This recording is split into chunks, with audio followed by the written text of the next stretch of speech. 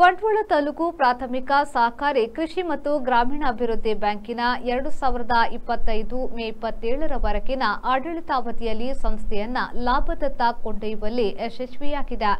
ರಾಜ್ಯದಲ್ಲಾದ ರಾಜಕೀಯ ಸ್ಥಿತ್ಯಂತರದ ಬಳಿಕ ರಾಜಕೀಯ ಒತ್ತಡಕ್ಕೆ ಮಣಿದು ದಕ್ಷಿಣ ಕನ್ನಡ ಜಿಲ್ಲಾ ಸಹಕಾರಿ ನಿಬಂಧಕರು ನಮ್ಮ ಆಡಳಿತ ಮಂಡಳಿಯನ್ನ ಅನರ್ಹಗೊಳಿಸಿದ್ದಾರೆ ಎಂದು ಅಧ್ಯಕ್ಷ ಅರುಣ್ ರೋಷನ್ ಡಿಸೋಜಾ ಅವರು ಸ್ಪಷ್ಟಪಡಿಸಿದರು.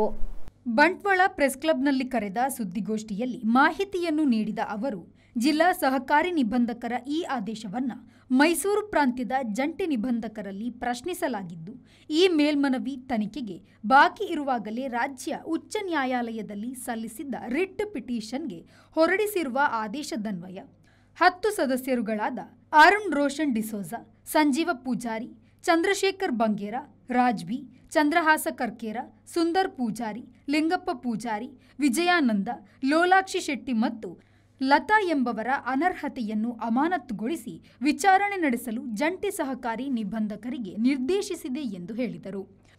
ಪ್ರಸ್ತುತ ಜಿಲ್ಲಾ ಸಹಕಾರಿ ನಿಬಂಧಕರು ಸಂಸ್ಥೆಯ ಆಡಳಿತಾಧಿಕಾರಿಯಾಗಿ ಕಾರ್ಯನಿರ್ವಹಿಸುತ್ತಿದ್ದು, ಆಡಳಿತ ಮಂಡಳಿಯ ಅವಧಿಯು ಮುಗಿದಿರುವ ಹಿನ್ನೆಲೆಯಲ್ಲಿ ಕೂಡಲೇ ಪರಿಷ್ಕೃತ ಅರ್ಹ ಮತದಾರರ ಪಟ್ಟಿಯನ್ನು ತಯಾರಿಸಿ ಚುನಾವಣೆ ನಡೆಸಲು ನ್ಯಾಯಾಲಯ ಆಡಳಿತಾಧಿಕಾರಿಗೆ ನಿರ್ದೇಶಿಸಿದೆ.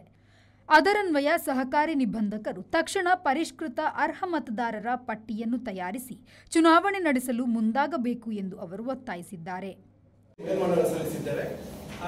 ಅದರ ಮಧ್ಯಂತರ ಸಂದರ್ಭದಲ್ಲಿ ಮಾನ್ಯ ಹೈಕೋರ್ಟ್ ಆ ಒಂದು ಆದೇಶಕ್ಕೆ ತಡೆಯನ್ನು ನೀಡಿದ್ದು, ಬೇಗನೆ ಅದರ ತನಿಖೆಯನ್ನು ಮಾಡಿ ಫಲಿತಾಂಶವನ್ನು ಘೋಷಿಸಬೇಕೆಂದು ಹೇಳಿದೆ. ಅದೇ ರೀತಿ ಆಡಳಿತಾಧಿಕಾರಿಗಳಿಗೆ ಕೂಡಲೇ ಮತದಾರರ ಪಟ್ಟಿಯನ್ನು ಒಂದು ಪರಿಷ್ಕರಿಸಿ ಕೂಡಲೇ ಚುನಾವಣೆ ನಡೆಸಲು ಅನುವು ಮಾಡಿಕೊಡ್ಬೇಕಂತ ಕೂಡ ಹೇಳಿದೆ. ನಾವು ಕೂಡ ಅದನ್ನು ಪ್ರಜಾಪ್ರಭುತ್ವ ವ್ಯವಸ್ಥೆಯಲ್ಲಿ ನಾವು ರಾಜಕೀಯ ಪ್ರೇರಿತವಾಗಿ ಕಾನೂನನ್ನು ದುರುಪಯೋಗಪಡಿಸಿ ಅಥವಾ ನಮ್ಮ ಅಧಿಕಾರ ಪ್ರಭಾವವನ್ನು ದುರುಪಯೋಗಪಡಿಸಿ ಒಂದು ಆಡಳಿತ ಮಂಡಳಿಯನ್ನು ವಜಾ ಮಾಡೋದಕ್ಕಿಂತ ಪ್ರಜಾಪ್ರಭುತ್ವವಾಗಿ ಚುನಾವಣೆಯ ಮೂಲಕವೇ ಇನ್ನೊಮ್ಮೆ ಚುನಾವಣೆ ನಡೆಯಲಿ, ಅದನ್ನು ನಾವು ಭಾಗವಹಿಸ್ತೇವೆ, ಸಂತೋಷವಾಗಿ ಭಾಗವಹಿಸ್ತೇವೆ. ಸೋಲು ಗೆಲುವು ಇದ್ದದ್ದೇ. ನಾವು ಜನರ ಮುಂದೆ ಹೋಗ್ತೇವೆ, ರೈತ ಬಾಂಧವರ ಮುಂದೆ ಹೋಗ್ತೇವೆ. ಅವರಲ್ಲಿ ನಮ್ಮ ಎಲ್ಲ ಸಮಸ್ಯೆಗಳೆಲ್ಲ ಅಪವನ್ನು ಅವರ ಮುಂದೆ ಇಟ್ಟು ಅವರಲ್ಲಿ ಯಾರು ಒಳ್ಳೆಯದಂತ ಅವರೇ ತೀರ್ಮಾನ ಮಾಡಿ ನಮ್ಮನ್ನು ಮತ್ತೊಮ್ಮೆ ಗೆಲ್ಲಿಸ್ತಾರೆ ನಮ್ಮ ವಿಶ್ವಾಸ ನಮಗೆಲ್ಲರಿಗೂ ಇದೆ ಅಂತ ಹೇಳುತ್ತಾ ಈ ಒಂದು ಸಂದರ್ಭದಲ್ಲಿ 21/5/2025 ತನಕ ಆಡಳಿತ ಮಂಡಳಿಯು ಅಸ್ತಿತ್ವದಲ್ಲಿದ್ದು, ಆನಂತರ ನಮ್ಮನ್ನು ಜಿಲ್ಲಾ ಸಹಕಾರಿ ರಿಜಿಸ್ಟ್ರಾರ್ ಅವರು 29C ಅಡಿ ನಮ್ಮನ್ನು ಅನರ್ಹಗೊಳಿಸಿದ ಕಾರಣ ಪ್ರಸ್ತುತ ಈ ನಮ್ಮ ಬ್ಯಾಂಕಿನ ಆಡಳಿತಾಧಿಕಾರಿಯಾಗಿ ನಮ್ಮ ಅಸಿಸ್ಟೆಂಟ್ ರಿಜಿಸ್ಟ್ರಾರ್ ತ್ರಿವೇಣಿ ರಾವ್ ಅವರು ವಹಿಸಿಕೊಂಡಿದ್ದಾರೆ. ಈ ಬಗ್ಗೆ ಹಲವಾರು ಸಂಶಯಗಳು ನಮ್ಮಲ್ಲಿರಬಹುದು. ಈ ಬಗ್ಗೆ ಕೆಲವೊಂದು ಸಂಶಯಗಳಿಗೆ ನಾವು ಉತ್ತರ ಕೊಡಬೇಕಂತ ಈ ಒಂದು ಪತ್ರಿಕಾಗೋಷ್ಠಿಯಲ್ಲಿ ಸುದ್ದಿಗೋಷ್ಠಿಯಲ್ಲಿ ಉಪಾಧ್ಯಕ್ಷ ಚಂದ್ರಶೇಖರ್ ಬಂಗೇರ, ನಿರ್ದೇಶಕರಾದ ಲಿಂಗಪ್ಪ ಪೂಜಾರಿ, ಸುಂದರ ಪೂಜಾರಿ, ವಿಜಯಾನಂದ, ಲೋಲಾಕ್ಷಿ ಶೆಟ್ಟಿ, ಲತಾ ಮೊದಲಾದವರು ಉಪಸ್ಥಿತರಿದ್ದರು. Sandeep Salian, V4 news, Bantwal.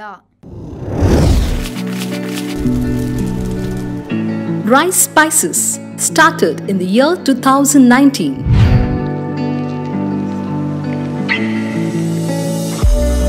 Today we have crossed 45 plus products. All our products are pure and natural without any adulteration.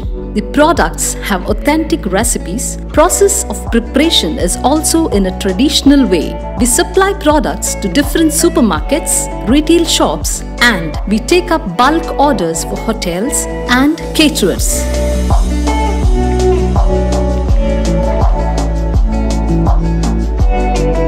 We have an experiential store at Rice Spices, Chilimbi, opposite Reliance Mart, Mangaluru. Contact 96 065 93921.